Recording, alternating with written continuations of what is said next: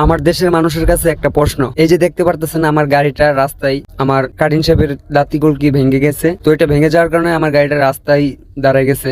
রাস্তায় গাড়ি চললে গাড়ি নষ্ট হবে, এটা তো স্বাভাবিক ব্যাপার, গাড়ি নষ্ট হতেই পারে। তো কিছুক্ষণ পরে হাইওয়ে পুলিশ মামার আইসা বলতেছে আমার জন্য নাকি পুরো রাস্তার জাম লেগে গেছে। আমি তাদেরকে রিকোয়েস্ট করলাম যে স্যার আমাদের কোম্পানির গাড়ি আসতেছে, আমাকে কিছুক্ষণ সময় দেন। না, সাথে সাথে গাড়ি রেকার করলো, রেকার করে আমাকে ফাঁড়িতে নিয়ে গেছে। আমার প্রশ্ন একটাই, গাড়ি রেকার করলে কেন গাড়ি ফাঁড়িতে যাবে?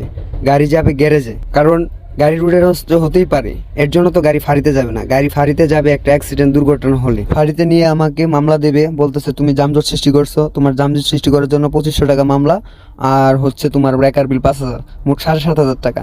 তো ওই 7500 টাকা তাদেরকে দিয়ে পরে আমাকে আসতে হয়েছে। গাড়ি ফাঁড়িতে নিয়ে যাওয়ার মূল কারণ হচ্ছে একটাই, তারা রাস্তা আমার কাছে 3000 টাকা দাবি করে, বলে যে তোমার গাড়ি রেকার করবো না, 3000 টাকা দাও, গাড়ি সাইড করে দেবো। তো আমার কাছে টাকা ছিল 1500, আমি বলছি স্যার আমার কাছে 1500 টাকা আছে, আমার গাড়িটা সাইড করে দেন, আমি দিয়ে দিচ্ছি।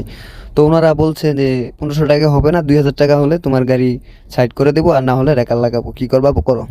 আমি বলছি স্যার তো আমার কাছে টাকা নাই, সেক্ষেত্রে তাহলে আপনি রেকার করেন, আমার গাড়িটা গ্যারেজের সামনে পৌঁছে দেন। তো তারা গ্যারেজের সামনে না নিয়ে তারা গাড়িটা নিয়ে গেছে ফাঁড়িতে। ফাঁড়িতে নিয়ে যায় বিভিন্নভাবে আমাকে হয়রানি করেছে। আমি নাকি জাম সৃষ্টি করেছি এখানে, তারপরে রেকার বিল করছে, আবার বিভিন্নভাবে আমাকে হ্যারাসমেন্ট করছে। যেমন আমি গাড়িটা গ্যারেজে পৌঁছে দিলে আমার মালটা আমি 2-3 ঘন্টায় আমি ঠিক করতে পারতাম, আর কোনো আমার রিক্সা ভাড়া লাগতো না, আমি 300-400 টাকা রিক্সা ভাড়া খরচ করছি। তো আমার একটাই অনুরোধ বাংলাদেশ প্রশাসনের কাছে, আপনারা ভিডিওটা এত পরিমাণ শেয়ার করবেন যাতে আমাদের হাইওয়ে পুলিশ সার্জেন্ট যারা আছে, যারা দায়িত্বে আছে, তাদের কাছে যাতে এই ভিডিওটা পৌঁছায়, আর আমরা যদি এভাবে হয়রানির শিকার না হয়।